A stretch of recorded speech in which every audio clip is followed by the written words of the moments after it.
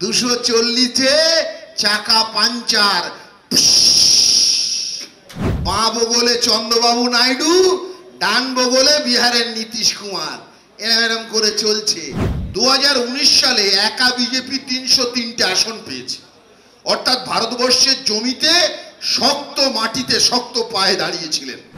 কোনো কথায় কান দেবেন না। মমতা বন্দ্যোপাধ্যায় কি বলেছিলেন? 42টার মধ্যে 29টা তৃণমূল কংগ্রেস, 42-এর মধ্যে 29। আর বিজেপি যারা বলেছিল 35 পাবো, তারা 18 থেকে কমে 12। তাহলে কমছে কারা? বিজেপি। বাড়ছে কারা? তৃণমূল। এই যে বিজেপি একটা কথা বলে, দেখবেন পাড়ায় পাড়ায় বলে, বলো নেতারা না বললেও প্রকারান্তরে বলছেন যে হিন্দু রাষ্ট্র, হিন্দু হ্যান ত্যান চাঁদচতর এসব হবে। ফাও কথা বলবেন। আপনি কেন বলছেন ফাও কথা? 14 সাল থেকে নরেন্দ্র মোদী প্রধানমন্ত্রী। 2019 সালে একা বিজেপি 303টে আসন পেয়েছে, অর্থাৎ ভারতবর্ষের জমিতে শক্ত মাটিতে শক্ত পায়ে দাঁড়িয়েছিলেন।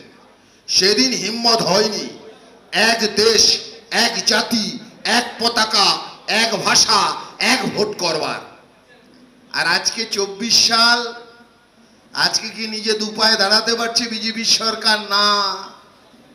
240-এ চাকা পাঞ্চার,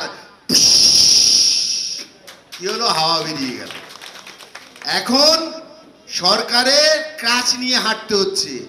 বাঁ বগলে চন্দ্রবাবু নাইডু, ডান বগলে বিহারের নীতিশ কুমার, এরম করে চলছে। যদি একটা ফসকে যায়, অমনি রাজাবাবু মুখ থুবড়ে পড়বে, দাঁত ভেঙে যাবে। সুতরাং এখন দুঃসাহসিক পদক্ষেপ নিতে পারবে না। আমাদের কাজ কি? মমতা বন্দ্যোপাধ্যায় বলছে আপনাদের এলাকায় যারা তৃণমূল, তাদের পাশে দাঁড়ানোর দায়িত্ব যেমন আমাদের, যারা অতৃণমূল আমরা তাদেরকেও পরিষেবা দিয়ে মমতা ব্যানার্জি কত মহান আমরা তাদেরকে চোখে আঙুল দিয়ে বুঝিয়ে দিতে চাই। আপনাদের এই কেন্দ্রে লোকসভায় অনেক ভোট বিজেপি পেয়েছে। আচ্ছা বলুন তো, ওই লোকগুলোর কি অপরাধ? ওদের দেখার ভাব মা আছে? কেউ কেউ নেই। হাসপাতালে কেরা নিয়ে যাবে? বলছে তৃণমূল। রক্ত কে দেবে? তৃণমূল। সাইকেল কে দেবে? তৃণমূল। মেয়ের বিয়ে হচ্ছে না, দেখাশুনো করবে কে? তৃণমূল। সব কিছু করবে তৃণমূল। আর তোমরা তাহলে বিজেপি কখন আসবা?